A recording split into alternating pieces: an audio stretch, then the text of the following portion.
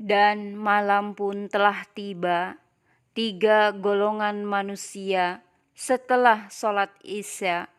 Assalamualaikum warahmatullahi wabarakatuh.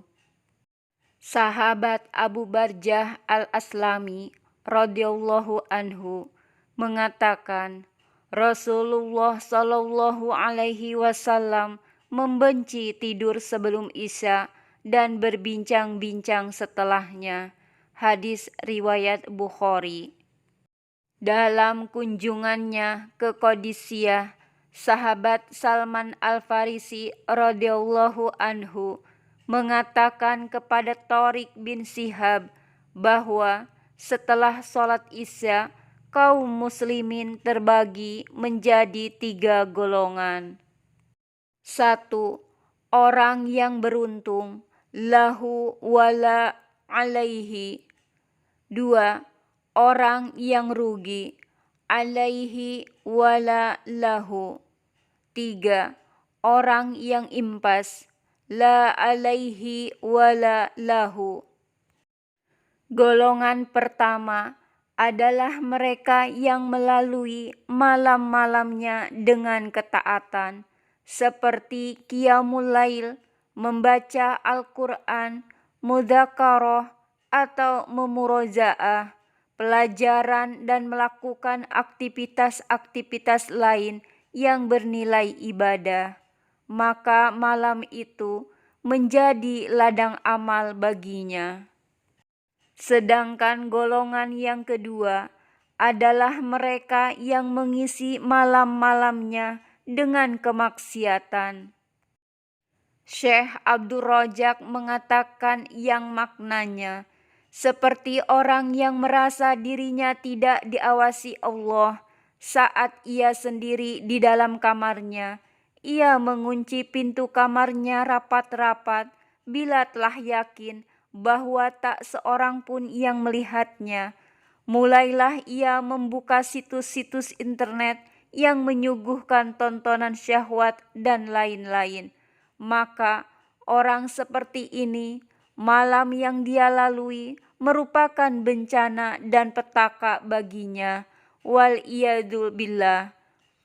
Adapun golongan yang ketiga adalah mereka yang melalui malam-malamnya dengan tidur, tidak beribadah, tidak pula bermaksiat, maka orang seperti ini tidak mendapatkan apa-apa.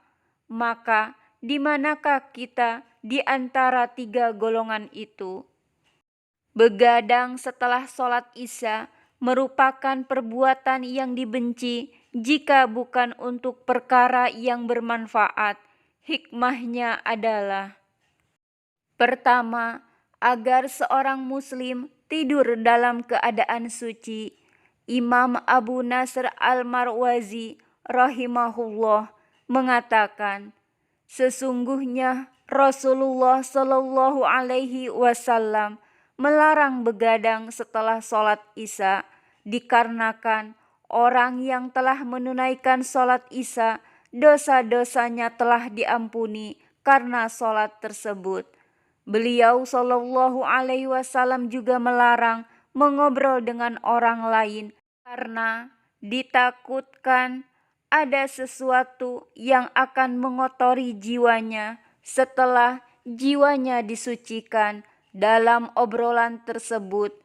Semua itu agar dia tidur dalam keadaan suci. Kedua, agar tidak melewatkan sholat malam. Imam Ibnu Huzaimah rahimahullah mengatakan, menurutku sesungguhnya beliau Shallallahu alaihi wasallam tidak menyukai obrolan atau begadang karena akan menurunkan semangat dalam melakukan sholat malam. Sebab jika awal malam itu diisi dengan obrolan, maka rasa kantuk akan menyebabkan rasa berat baginya untuk bangun di akhir malam. Dan akhirnya dia tidak bisa bangun di malam hari.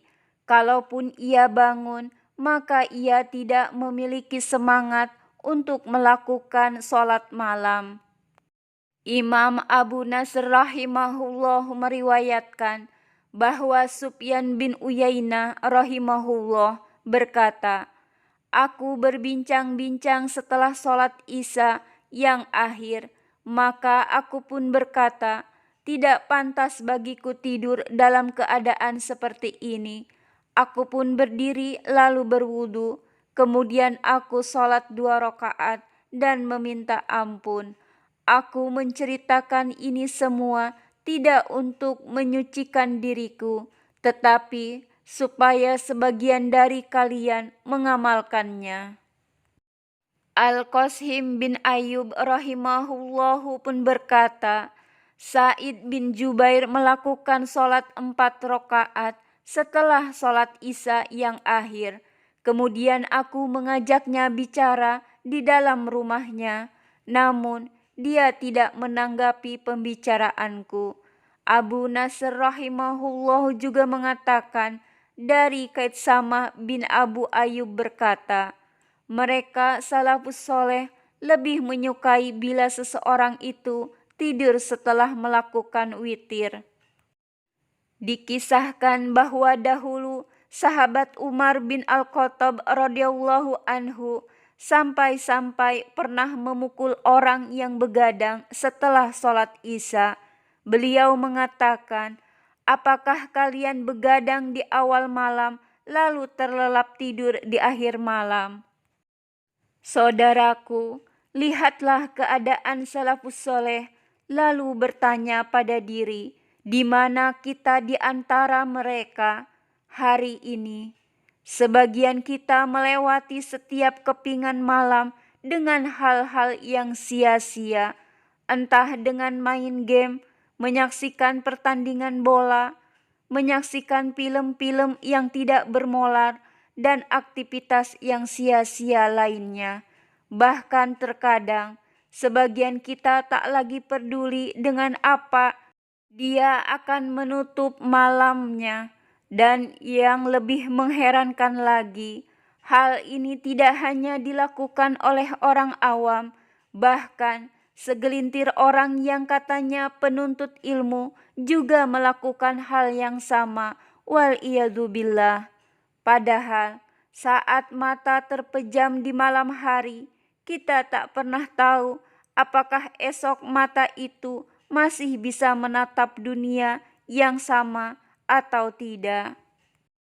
Di dalam doanya menjelang tidur, Rasulullah Shallallahu Alaihi Wasallam mengatakan, "Bismika Rabbi wada'tu janbi, wabika arfa'uhu, fa in amsakta nafsi parhamha, wa in arsaltaha fahfadha bima tahfadu bihi ibadakas solihin." Dengan nama Engkau, wahai Tuhanku, aku meletakkan lambungku, dan dengan namamu pula aku bangun daripadanya. Apabila Engkau menahan ruhku atau mati, maka berilah rahmat padanya. Tapi apabila Engkau melepaskannya, maka peliharalah sebagaimana Engkau memelihara hamba-hambamu yang soleh. Doa di atas setidaknya mengajari kita bahwa bila mata telah terpejam dalam lelapnya tidur, maka tidak ada jaminan kalau ia akan terbuka saat esok menjelang. Maka pilihlah dengan apa kita akan menutup malam ini. Wallahu a'lamu bishawab.